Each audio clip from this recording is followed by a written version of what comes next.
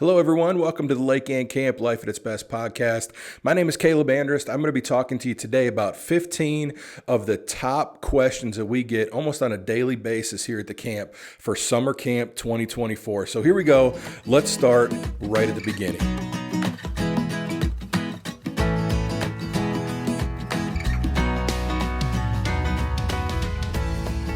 Question number one. What does the swim test look like for campers coming in that have never been to camp before? Pretty simple. Our swim test is just made to make sure that the person knows how to swim and knows how to tread water. So what we have them do is start from shore and swim out to our floating dock in the lake, which is about 25 yards. When they get to the dock, they're going to tread water for a minute, and then they're going to swim back to shore. That whole time out there, we have lifeguards watching them, making sure that they know how to do that and that they don't struggle with anything through that process. If they don't get it the first time, that's okay. It's not a one and done type of swim test. They can come back anytime throughout the week or even later that day and keep trying to do that swim test. So we want to make it as comfortable for them as possible, but we also want to make sure that it's safe and that they can kind of handle themselves in the water activities that they have. If they don't pass the swim test, that's okay. They can still use the waterfront. There is a section that we have kind of cornered off for them that they can use. And then even if they go out to the dock and things like that, they're still going to need to wear a life vest. If they go on the water slide, they're still going to need a life jacket as well. So those things will still be open for them. They just won't be able to do the swimming part until they pass that swim test. All right, question number two. And we're going to go pretty quick with this because I have 15 of them and I have about 20 minutes to do this thing. All right, so hang with me. Question number two. How can I communicate with my camper when they're here at camp? We have several ways. One is that you can email them. And so we have a program set up where you can send 10 emails for $3. You can actually set that up through the front office. You can call the office at the main line and set that up. But you can send 10 emails throughout the week. And at meals, the program directors will actually hand those out to the camper so they have them available to them. And they can read and kind of get notes from home and things like that. The other way is to send packages, which you can also do. There are some pretty specific instructions that we give you for that. And that's just to make sure that the package gets to the person for the right week and all those kinds of things. So as you address those, make sure that you put the camper name, that's important, but also put down what week they are at, and also what program they are with. So if I was going to send one to my daughter, I would send one to Liana Andrist, and then under that I would put fresh start week, whatever week she's attending, and then I would put in the address. And so the address that we're using is actually 18400 Maple Street, P.O. Box 109. And the reason we have both of those in there is because depending on who takes the package is who will deliver that and needs that specific address. So if it's the Postal Service, they need the Maple Street. If it's UPS or FedEx, they need the P.O. Box. And so all of those things just kind of play into what that looks like. So make sure that you address those appropriately to make sure they get to the camper when they're supposed to. All right, question number 3, wait lists. We are blessed here at Lake Ann Camp to have an abundance of campers coming into the camp. We want to make sure that we can get as many of those people in there as possible so they can enjoy a week of camp here at Lake Ann.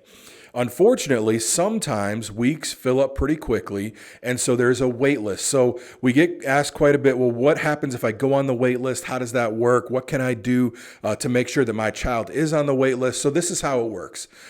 If the week that your child wants to come to camp is full, what you need to do is fill out the registration for them completely, including the medical forms and all the other forms in there, and hit submit. When you do that, the program automatically lets us know that there is a waitlisted camper, and you will get an email verifying that you are on the wait list. So if you don't get an email, that means that you are not on the wait list and something is missing. If there's problems there, if something isn't going through, make sure to call our office and let them know, and they will work through that process with you. But fill out the entire application completely, again, including all the medical forms, then submit it, and that will show up on the wait list, and you will get that email. It is a first come, first served wait list. The computer tracks that all for us and lets us know exactly what order the person comes in. And again, keep in mind, it only counts those that have filled out their applications completely. Question number 4. Can campers on different programs see each other? Fantastic question. We have my daughter, for instance, is in junior camp, and I have another one in Fresh Start. Will they see each other throughout the week as they go through camp and things like that? There's a good possibility that they will see each other, but we try to be very intentional with how we program our different programs. And so, as free times are happening, they're probably not going to match up specifically with another free time. As games are happening or activities for the different programs are happening, they're going to be in different parts of the camp. So there's a good possibility they may see each other in passing, but it's not probably going to be something where they get to hang out for long periods of time or anything like that. But they will be able to see each other in passing. And then meals as well. We stagger meals and stagger groups, so it's not everybody all at one time. So there's a good chance at meals they will also see each other doing that. All right. A really important question, and one that I take very seriously, is how do we vet our counselors? How do we make sure that we have the best people coming in to care for your child as they come to camp? And so I kind of just want to walk through that process a little bit with you and hopefully maybe put your mind at ease a little bit of who we bring into the camp. So our hiring process is kind of a multi-prong approach. When we hire counselors, we start first of all with an interview. That first interview tells us who the counselor is. We talk about some spiritual progress that they're having in their life. What do devotions look like on a daily basis for you? Why do you want to come to Lake Ann Camp? And we just kind of go through those questions to get to know them better. Once that's done, we ask for 3 very specific references from 3 specific sources. They can't be family members or anything like that. They have to be people that they've either worked with, a pastor, but we look at those references very carefully to make sure that the references match up with who we think we have through the interview process. Once that's done and we agree that the person has gone through the interview well, they have their references in place, we do a background check, not only for criminal, but also for driving record. We check both of those things to make sure that there are no issues there. And then last, we put them through what we call a ministry safe program. And so that is to make sure that they understand the different reporting procedures and things like that as campers are coming in from different backgrounds. And so we have them go through that. Finally, before campers ever get here, the counselors actually come in 2 weeks before campers get here, and we spend about 150 plus hours with them in the classroom, out in the field, doing hands-on classroom learning, training, all of those things to make sure that they know exactly what is expected of them as they go throughout the week with their campers. On top of that, every single day the campers are here, we meet with all of the counselors and the program staff. We meet with them daily to make sure that there are no issues happening. If they've seen anything that kind of comes up with things that they're talking through and working on. All of those things are discussed daily in our counselor meetings. And so we take our counselors and our staff here at the camp very seriously. And that not only counts for counselors, but also for the food service prep people, the program staff as far as cleaning and all of that. All of them go through this same type of process as they are vetted to come into Lake Ann Camp. All right, question number 6, spending money. What do I send my camper with as they come to Lake Ann Camp to spend money at the Red Canoe? So if you get a chance, go on the website. You can see the Red Canoe tab there on our website. And you can see all the different things that we have available. There's shirts and sweatshirts and sweatpants. There's lots of clothing, but there's also a lot of small trinket things, cups and keychains and pencils and all those kinds of things. And then we have drinks and snacks and things like that as well. So it's really up to the parent what they want to spend. Typically what we say is anywhere between $20 to $80, depending on the age of the camper. So if they're a junior camper, probably a little bit less because they're probably going to get drinks and snacks and things like that. If they're older and they want clothing, maybe a little bit more. I'll tell you what we do as parents is we actually on drop-off day on Monday, we'll actually go to the Red Canoe and we will look around and kind of get some ideas of what is in there. And then we'll go with our daughter as we're dropping her off and say, is there anything in here that looks interesting to you? And then throughout the week, look at it and see what that looks like. And on Saturday morning when we pick you up, we'll go to Red Canoe with you. And if it's a bigger, larger item, then we'll pay for it at that time. We're just going to give you money for some smaller things throughout the week. So that's what we do as parents. It's worked pretty well in the past, but feel free to do whatever you want to do with that. All right, so question number 7, can I visit? Absolutely. We have no problem with you coming to visit.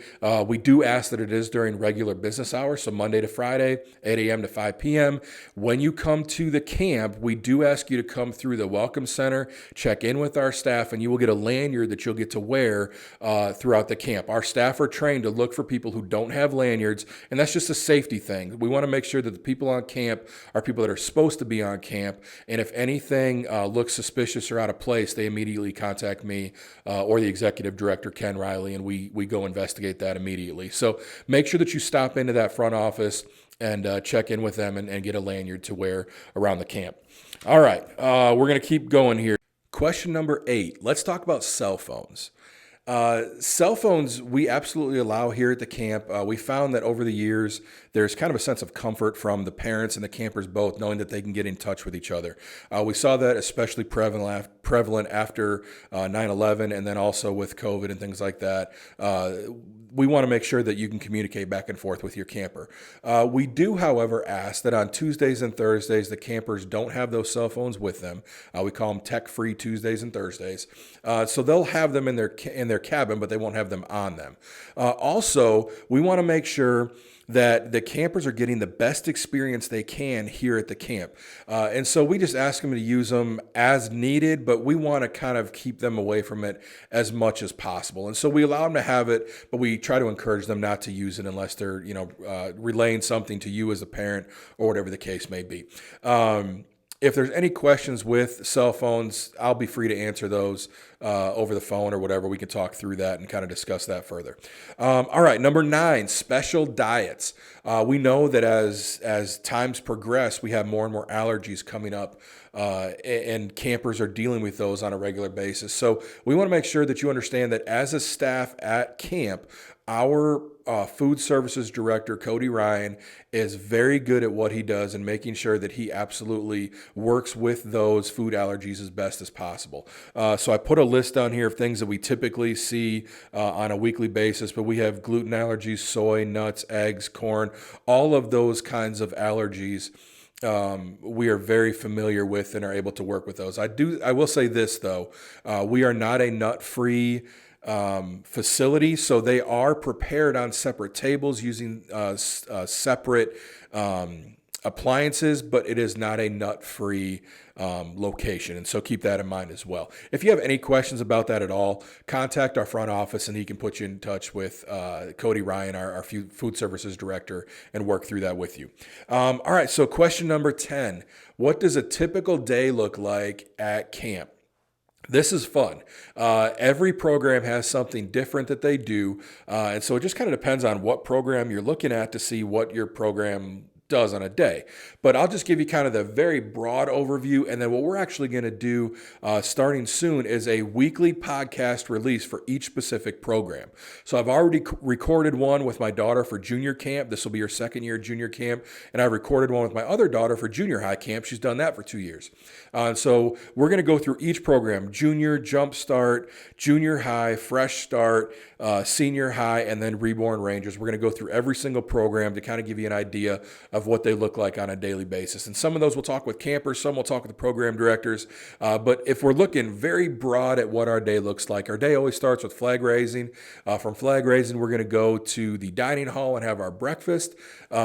While we're waiting for breakfast, we're going to play some games, do some stretches, things like that, just kind of get us up and moving so we're ready for the day. And then from there, we go back to God and I time, which is our devotional time, which we will have guided devotions for you and for the campers to work through that together. When they come home, they can have that and show you what they've done for the week. And then from there, we go into activities, we go into different games, and they're all program specific depending on what they look like. And then there's some free time sprinkled in there, which we'll talk about a little bit later, what that looks like. All right, let's see, going down our list here. Number 11, On Monday, when you come and drop your camper off, we have an opportunity for you to, first of all, get some free lunch. So we have pizza for you on Mondays. And then on top of that, we do a tram tour that is available for free for everybody that comes as a parent and just wants to see a little bit about the camp. So we'll talk about the history. We'll go see the different cabins in the different areas. We'll talk about just how God has used this camp over the years to impact generations for Christ. And it's just a really cool, fun time. It takes about an hour to do, so it's not a long period of time, but it is something where you can ride on. You don't have to walk around all over camp, but we'll ride. We'll go to the different areas. Ken Riley, the executive director, will actually lead that. I'll probably be driving one of the tractors, so I'll get to see you as well. But that's just something that we do on Mondays. Another question we get quite a bit is about cabin mates. How can I get my different friends to be in my cabin? And we allow up to 2 cabin mate requests per camper. And here's the reason why. A lot of times what we've seen in the past is that we will have a camper come in who has, 6 different cabin mate requests. And so they all go into the same cabin. And then it's kind of a almost like a clique kind of thing with that group. And so we want to make sure that doesn't happen. And then on top of that, we want to make sure when you have a group of people who are very familiar with each other, a lot of times it's very hard to step out in faith and heed what the Holy Spirit has for you when you're in that environment. And so we try to take that environment away just a little bit, but we also want to make sure that they're comfortable in their cabins, comfortable with the people that they're with, and just having a good time at camp. So we allow up to 2 cabin mate requests. And I can tell you this from experience, that when they come into camp and meet their other cabin mates, they become friends very quickly, and it is never an issue as far as getting to know people and being comfortable in that cabin. All right, we're getting down to the end. Cancellations. This is question number 13. Cancellations. How does that work? So for a full refund for cancellations, we ask that you ask for a refund or cancel within 7 days of camp. It used to be you could do it up to 24 hours. And then what we found is we would have people do that. But then if we had people on wait lists, they wouldn't have enough time to plan to make sure they got up here. So we asked for that 7 days, not just for us as a staff, but also for those waitlisted campers that may be looking to get into the program that you have to cancel from. So if you cancel within 7 days, you will get a full refund, and we will give all that money back to you. If it's in 24 hours or less, we will keep that $125 deposit, and that's just to help us as far as food preparation and all those kinds of things that we have to get. We have to purchase all those things in advance, so it just helps us with those purchases. Again, if you have any questions with that at all, contact our front office, 231-275-7329, and our front office will be glad to walk that through with you. All right, question number 14. Chapel. What does chapel look like? We have a really cool chapel program. We have partnered with Cedarville University and Heartsong. They are going to be out here again this summer providing all the music for us. They are a very highly trained, well-trained group of individuals, group of college students coming out for the summer, and they do all the music for us. They lead us in worship and go through that. And then once the music is done, we have one of our speakers come up, depending on what program you're in. There's different speakers for different programs and different messages that they'll prepare based on the program that they're in. So that speaker will come up, they will speak, and then we'll have some time at the end to kind of reflect with the cabin, with our counselors, to kind of walk through if there's any questions about anything at all, what that would look like, and just kind of talk through the message and answer those questions that may need to be answered as the chapel progresses. On Friday night, we have what we call our big chapel. So we have a big chapel for junior high to senior high. And then we also have, starting this year, a new big chapel with the junior and jumpstart programs, which we're super excited about. It's going to have Heartsong in there doing music for it, just like the other big chapel. And so it's going to be happening at the same time, but 2 different big chapels. And then at the end, we go to our Glory Bowl. Our Glory Bowl is kind of the culmination of what the week looked like, and just a great opportunity for campers to step up and say, hey, this is the decision I made this week, and pray along with me, pray with me as I go home and take this decision home. So a great opportunity for campers to just kind of go maybe a little bit outside their comfort zone and step out and share an act that they are going to bring home with them after camp. All right, question number 15, the last one. It's a pretty easy one, but a lot of questions we get are about free time. What happens on free time? How much time do we have on free time? That sort of thing. So typically, we have our days scheduled pretty full. But we do allow typically between 1 to 2 hours of free time, depending on what program you're in, per day.